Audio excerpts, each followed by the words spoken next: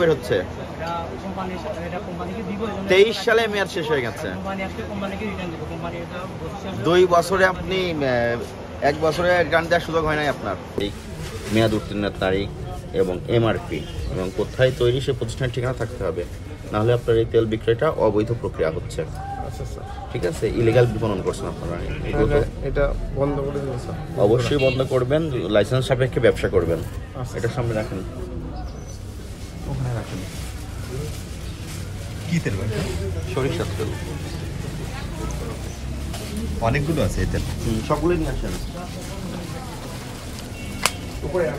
অত চাহিদা নাই আর কি, বেচতে হবে না হইলে হবে না। বেতন নেন এই তো, হ্যাঁ, এই যে বাইরের লোক এইখানে সামনে আমার দোকান। মানে মায়া মহব্বত নেই হ্যাঁ, এখানে। মাকড়সে জাল পড়েছে, ময়লা আবর্জনা স্তূপ নিজের পড়েছে। একান্ত হয়তো পরিচালনা করতো, তেলের মতো চকচক করতো একবারে সব। মানে এই যে বেতন নেন আর চলে যান, এই তো। বিক্রি হলে ভালো, না হলে ভালো, অপরিষ্কার থাকলে সমস্যা নেই। এগুলো দেখুন তো, এগুলো হলো এইগুলা এই একটা প্লেট এরকম থাকা উচিত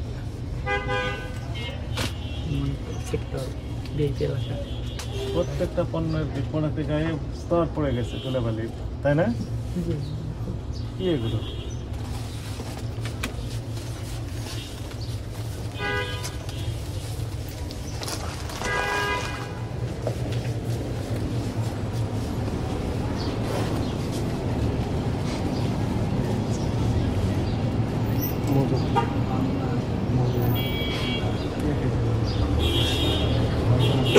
ভাই কি অবস্থা?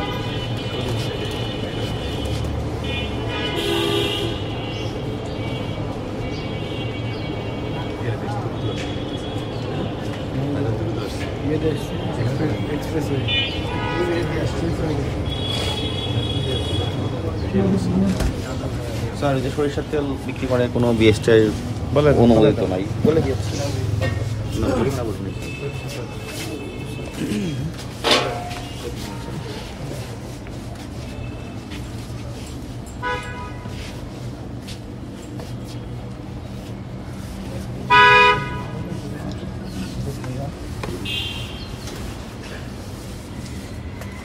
আপনার এখানে যে 5 থেকে 7 রকমের চাউল বিক্রি করছেন আপনি, এই চাউল কবে কোথেকে কিনে নিয়ে এসেছেন সেই মেমো এই মুহূর্তে সমস্ত মেমো আপনি দেখাতে ব্যর্থ হয়েছেন। এবং চাউলের মূল্য আপনি 90 টাকা কেজি বিক্রয় করছেন, প্রতি কেজিতে লাভ করছেন 22 টাকা করে। এটা অযৌক্তিক। এবং এই চাউলের বিক্রয় মূল্য ভোক্তাদের জন্য সহজে দৃশ্যমান স্থানে লটকিয়ে বিক্রয় মূল্য প্রদর্শন করেন নাই, এটা একটা অপরাধ। পাশাপাশি আপনি যে সরিষার তেল বিক্রয় করছেন, এখানে সরিষার তেলের বিএসটিআই অনুমোদিত পণ্য, একটা অনুমোদন না নিয়েই আপনি উৎপাদন করেছেন।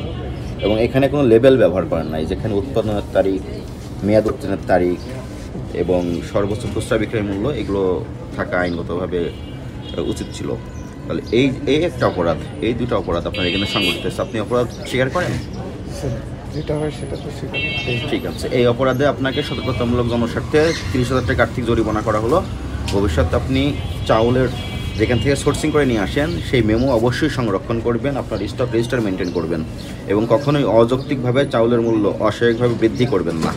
এবং এই যে লেবেলবিহীন যে পণ্যগুলো বিক্রয় করছেন, এগুলো অবশ্যই লেবেল কম্পালসারি থাকতে হবে এবং বিএসটিআইয়ের অনুমোদন সাপেক্ষে বিক্রয় করবেন। ঠিক আছে, 37 টাকা দেন। টাকা পরিশোধ করো। এই